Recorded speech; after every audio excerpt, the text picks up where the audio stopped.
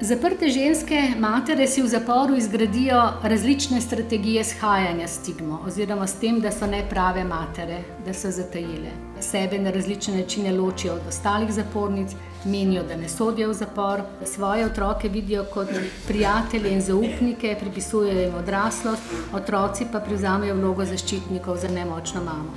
In naš ideal, še en juriš na nebo. In tu bo solidarnost svetovnih razsežnosti, ki jo filozofija, ki je bila, je in ostaja temelj humanistike, izrazila s temi besedami.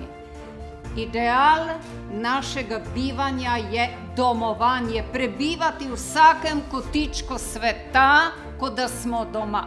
Obstajajo poleg spontanih pojmov, ki jih otrok razvije sam, tudi tako imenovani znanstveni pojmi, da se te pojmi med seboj srečujejo in to zlasti v obdobju srednjega otroštva, kar pomeni v šoli, in to že na začetku šolanja, ki pravzaprav pomaga otroku, da pride do neke generalizacije, do kritične refleksije in podobno, kar zopet pomeni, takoj ko o teh pojmih govorimo, da gre za metaspoznavne procese. Nobena družba do zdaj še ni bila tako zasičena z znaki in sporočili kot naša.